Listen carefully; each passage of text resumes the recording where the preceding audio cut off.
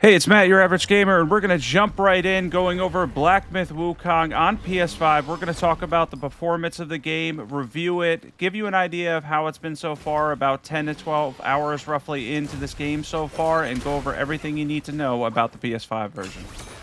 Now, on Steam, if you have a decent computer, you're going to get some stuttering and FPS issues. It is incredible right now on Steam how many players this has hit, though. I wanted to mention that real quick. Over 2 million concurrent players is absolutely insane. Now, back to the PS5 version, which we're going to be focusing on here. I figured we'd jump right in and start out with some boss battles because guess what? That's the best part about Black Myth Wukong. Before we go into the performance and all the PS5 stuff that we're going to talk about here in a second, I want to mention that the bosses are absolutely the best part and the selling point of Black Myth Wukong. And some of them really are incredible. A lot of them are easy, but there are several really challenging ones as well. For those wondering, before we go over everything, whether or not this is a Souls game, it has Souls-like elements, but I would actually state that this is more like a challenging RPG and a cross between a game like God of War and a Souls game. All right, now to talk about the performance, I'm actually impressed. Not long before it launched, they released just a single video on PS5, and everyone was really concerned because nobody got PS5 review copies, but after playing it and it being roughly about 10 to 12 hours in currently, maybe even closer to 15, I'm somewhere in Chapter 4, I haven't had many issues with the performance, and the game looks great. Now, you are going to get some frame rate dips. They are going to dip for sure on PS5 on occasion. It's happened to me several times. I've even had the dialogue off on one cutscene, and even one cutscene that looked really bad as well. But overall, nothing has been game-breaking. Despite Black Myth Wukong using Unreal Engine 5, which is very difficult and very demanding, I feel like the world's not quite ready for it yet because we have difficulty with it in many games. It's not Lords of the Fallen bad. You're going to get dips here and there. There's going to be occasional issues with it, but overall, it is nothing that's going to break your game. Again, I'm between roughly 10 and 12 hours into the game now. I wish I had a little bit more time to play than that, but a lot of people were curious about the PS5 version. So far, I have been impressed. I really have truly been impressed with the PS5 version so far, and I've been enjoying the game a lot. It's really fun. Before we go into more specifics with the performance, which I'm going to talk about again later, I want to talk about the combat because, of course, we're going to be reviewing the PS5 version as well. The combat in this game is phenomenal. It feels really smooth. It's like a cross between a Souls game, as I mentioned, God of War, and a little bit of Sekiro as well.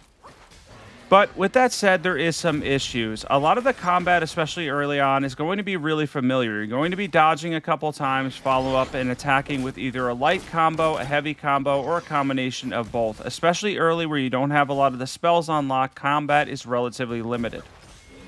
And that leads me to the first glaring issue I want to talk about that I really haven't heard many people talk about. Supposedly the campaign length is around 30 or 40 hours if you run through it. It could be as short as 25 or as high as 50 or more if you're a completionist.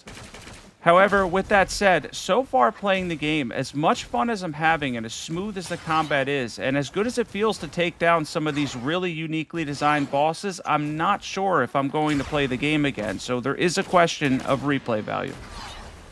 And again, I could change my mind once I beat the game and have a chance to go back in. Maybe there's a lot you unlock towards the end. I did hear that you unlock some more stuff in terms of like staff abilities, different types of like they're basically changing your weapon, but it's really kind of a staff. Anyway, overall though, early on, it's going to be you and your staff a lot doing light charge combos and maybe one spell in between.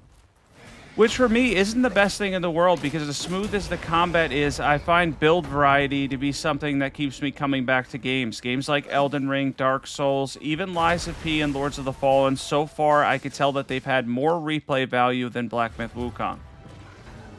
And it's absolutely all about the bosses, of course. And the bosses have that amazing feeling when you defeat them because guess what? They're very much like Souls bosses. They're incredibly well designed. They're going to ask you to memorize them a lot. A lot of this game is memorizing movesets, dodging, and then punishing. And after you take them down, the feeling that you get is excellent. And it can be really tough, too. If you're looking for a challenge, the challenge is absolutely there. There are several bosses that have taken me up to 10 tries so far. Nothing like Elden Ring's DLC or anything like that, but it is challenging. It definitely leans towards a challenging RPG and a Souls-like game. And as you can see on screen here, you have a lot of abilities that you're going to unlock as time goes on. Early on, you're not going to have as many of them, but you could freeze a lot of the bosses in place. That's a really great one to use, and then follow up with a light attack and then a charged hit.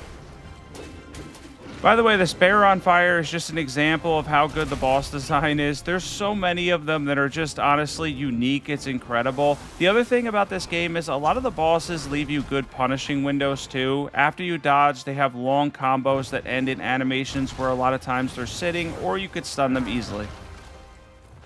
By the way, if you decide to stun a boss, which basically is posture, and they're just going to kind of float around for a couple seconds, you know, hold their head or whatever else, be careful because when they do finally recover, they can jump into a combo very fast, so be aware of how much time you have and be careful with your hits. By the way, the other reason I'm showing some of the earlier bosses in the game, and I'll show one that's demanding on PC, on PS5 at the end, so you can see what that looks like, is so that you have a good idea throughout this entire video of how this game runs on a PS5 digital version. Now, like any game, the graphics will dumb down a little bit. If you have an incredibly high-end PC, like something insane in terms of your PC, like a 4090 or something like that, I'm sure the game is going to look a lot better than the PS5 version, but for a console game, this is actually incredible so far, and I've been quite impressed. Yeah, there wasn't much at all. I mentioned this before launch, they were showing off the PC versions. All the reviewers ended up with PC copies as well. There wasn't any talk about PS5 whatsoever. And then the game launches, and it turns out that it's great. It's much better than Lords of the Fallen was when that had Unreal Engine 5 and couldn't really handle it. So I want to talk about the staffs and armor real quick. We'll go over this a little bit later as well, too. But it has a Diablo-like system where you can kind of upgrade your staffs, armor, all that stuff. You get a couple points more of damage. You ditch your old weapon, move on, and go on to the next one. But it's really the same combat in the end. And that's really the basics of it. Just hitting like crazy, like you can see here, stunning the boss when you can, following up with charged hits, trying to do as much damage as you can, stacking up as much damage and poise damage as you can, and beating up bosses, dodging when needed, and then basically looking for those punishing windows so you can take down some of the toughest and largest bosses in the game. Yeah, compared to our character, they're definitely towering. A lot of the bigger bosses hit really hard, too. Now, dodging and punishing, we're going to talk about here. This frog ended up being incredibly difficult. It does lightning damage, and I'm going to show how you quickly have to learn a boss moveset and then try to make the best of the situation. By the way, much like Souls games, if you're really good at dodging, if you're one of those people that can dodge like crazy, if you stay close to a lot of the bosses, you'll avoid more of the annoying long-range attacks, and you can continue to punish and dodge repeatedly and take down the boss faster. All right, now we're going to continue facing this frog as much as we can here and try to do as much damage as we possibly can. This is a side boss. I believe it's not mandatory at all. There's a lot of side bosses in the game. There's a lot of treasures to find. There's a lot of interesting stuff to find, despite the fact that it's linear. It has intelligently crafted areas, too, that lead back to one another, and when you go off the beaten path, you never feel like what you get isn't worth it. It has a really good way of rewarding you for searching and looking for things and finding side bosses as well, where you can get skill points, level up, and then will, which is basically your currency. And you can buy crafting materials and whatnot. There is buffs, by the way. They're called medicines, and they're excellent. You can add damage to your staff. You can also add defense as well. I recommend those two. And they do stack, I believe, too. They're very useful for some of the tougher fights in the game and can help make them go a little bit quicker. And the side bosses have a lot of unique movesets and whatnot, too. They're really incredible for stuff that's basically hidden in the game or not as important. This one rewarded with me something really good. I was able to craft something afterwards that was incredibly useful. I don't think it was mandatory, but I recommend facing this one. And they're really fun, too. You can see on screen, this game is incredibly fun. As I mentioned, I do have concerns about the replay value, though, because a lot of it is just hitting stuff with a stick. And then, of course, you have the spirits there. I'll go over that shortly. Those are your extra abilities. But still, the build variety is definitely limited, despite the fact that the combat is extremely fluid. And we'll show off another side boss here. Then we're going to go over the areas, basic combat, all that, basically how the map works and stuff. There's really no map, but how to navigate and how the game expects you to navigate. Just go over that real quick. And then I'm going to show you a little bit of a demanding boss on PC, at least, how that looks on PS5. Keep in mind, by the way, for this, I didn't use a capture card. I did record through PS5 and then used a USB drive to my computer, and then I edited. I always edit with Adobe Premiere Pro. A lot of people ask me what I use for editing. I use Adobe Premiere Pro for my editing. So basically, look at it how you want to look at it. Overall, the graphics look good, but they may have a little bit of a downgrade converting it from PS5 to PC through an editing app. Even with that said, though, you can see the frame drops are relatively minimal, and we're going to go over that demanding fight in a little bit, and you can check that out as well. Also, if you want to see more Black Myth Wukong content, if you want to see tips, tricks, beginner's guides, stuff like that, anything to help you with the game, be sure to hit the like button and comment below. I want to hear your thoughts on Black Myth Wukong, and if you're playing it, what you think of it so far. So the side bosses you can see here are really unique, and they are very difficult at times. This one can heal, but we're going to take care of that. We're able to get his HP down significantly and continue to apply pressure. That's the big thing there. And at the end, he's going to do a high damage attack as well, which we're going to have to avoid, which is going to happen right now. And then afterwards, we can take down the side boss.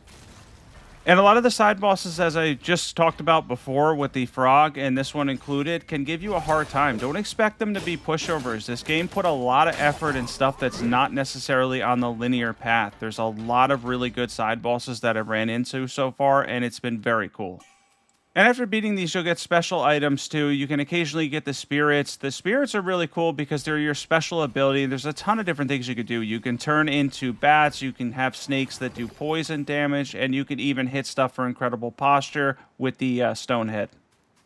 And that's honestly been my favorite one so far. The first one's been my favorite one because it knocks back the boss, and I can usually follow-up combo, resulting in double the damage, which is amazing. That's a really good one they give you to start, and there's a lot of other ones that are great too. All right, off the beaten path on the map. As far as this goes, there's a lot to explore. Despite the fact that the game is linear and you could beat it in as short as 25 hours, you can make it last 50 or more if you continue to explore. If you look around, you can find a ton of secrets, and I really like the way they did this. It keeps the game interesting, and it is excellent for exploration.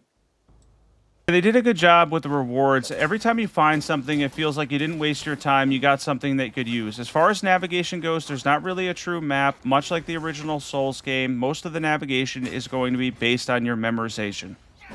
This actually reminds me graphics-wise of Demon's Souls, by the way, on PS5. It's not quite that good. I feel like it might be a step lower than that on PS5, but overall I was really impressed with the graphics, and of course it has a lot of familiarity and similarities with that as well. A little bit less linear than that game. It's more like some of the later Souls games. You could probably compare it to like Dark Souls 3, except in this case, I feel like the rewards are done really well, and you never really feel like if you get lost, you're not rewarded by it. There's a lot of stuff to find.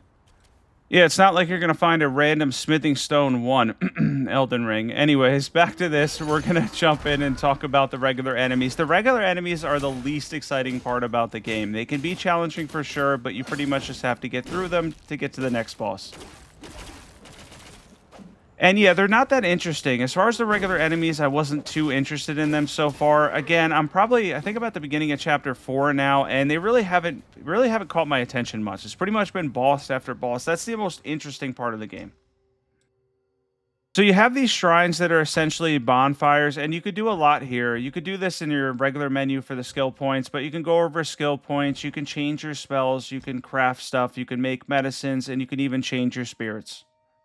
Something really cool to mention, by the way, is you could respec at any time. You could take back all your skill points at any time and then redo them, which is amazing. I feel like other Souls games need to jump on this because we shouldn't have to be locked behind a specific item in order to respec. I love that. You could upgrade armor, by the way, and weapons too here, which is very, very needed. By the way, the Deluxe Edition will give you an extra staff to start out that does more damage and a better armor set to start out with as well. I recommend this. The Deluxe Edition for me, the extra $10 was well worth it. I recommend buying that. If you're going to get the game anyway, buy the extra $10, spend the extra $10, get the Deluxe Edition. It's worth it.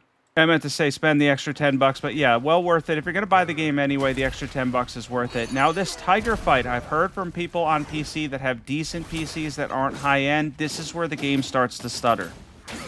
And a little bit more so in a Chapter 3, but I didn't want to spoil too much with that. I did have some frame drops, but it was nothing crazy. As far as this fight goes, apparently it's a result of too much red on screen, which is highly demanding, and it can cause the fight to stutter a lot, have issues, frame drops, and even in some cases freeze a little bit. Yeah, as far as this fight goes, you face a tiger with a katana, which is absolutely awesome. This is probably one of my favorite fights so far. I think it's excellent. It's really challenging too, and it's certainly one of the more rewarding and difficult fights early on. And you can see, despite the fact that this fight is demanding graphically, it still looks pretty good on PS5. There's not a lot of issues here. I really like that so far about the PS5 version. I was seriously concerned when it started, but so far in the Chapter 4, the beginning of Chapter 4, I think is where I'm at now, I haven't had too many issues. Which is really great because a lot of people thought, because of the fact that there was nothing on PS5 beforehand, there was literally nothing but one little trailer that came out a day before, and honestly it looked kind of grainy, and now we have a PS5 version that has shown us that Unreal Engine 5 is definitely possible for a smaller studio. Okay, so what is my review ultimately? This is where we're going to get at before the end here, before we finish off this Tiger and talk about some stuff at the end. I want to talk about the score I'm going to give to Black Myth Wukong. So although it plays smoothly, there is a couple of frame dips, and I had a scene that was really kind of just like not so good. It basically froze and stuff, and I did have a few minor issues, but nothing game-breaking. So I'm going to take off a little bit for that. And then what I talked about before in terms of replay value, because I feel like this game may not be a game I go through multiple times or I enjoy a ton, and replay value is a big factor for me. It's a really big factor when it comes to single-player games and getting your value. And don't get me wrong, I'm enjoying my first playthrough. I was referring to going back and playing it multiple times and enjoying the game in that sense. For the first playthrough, it has been phenomenal. The bosses are excellent, the fighting style is excellent, it's incredibly smooth, fluid, and I love the fact that the treasure and side bosses are incredibly rewarding. Apologies for losing my voice, by the way. Allergies have been terrible lately. But anyway, we're going to give a review to this game, and I'm going to give this game a solid 8 out of 10. I think it's truly excellent, with the only concerns being replay value and some stutters and whatnot. And of course, if you have a decent PC that's not high-end, I'm not really talking about the PC version here, you're going to, of course, have some issues with that as well. 8 out of 10 for me is excellent. Kind of borderlines on great to excellent. Not perfect, but still a very good game. Is it worth the $60? It is. It's definitely worth the $70 with the deluxe version too if you get 50 great hours out of the game. But overall, I definitely recommend, if you're going to wait, to buy this game on sale. And the reason for that for me is replay value in single-player games. I'm just not finding it yet. I'm not quite sure. I haven't beat it yet, but I'm not quite sure what my motivation is for going back in. Thanks for watching. I appreciate you watching my Black Myth Wukong PS5 review. And I also hope this gives you an idea of how this runs on PS5. Be sure to sub if you're not subbed yet. If you want to see more Black Myth Wukong content, be sure to comment and hit the like button as well. Definitely let me know. And of course, we're going to still be making Elden Ring content as well, because it is my favorite game of all time. All right, once again, thanks for watching. Be sure to sub, and I will catch you in the next one. Have a wonderful day.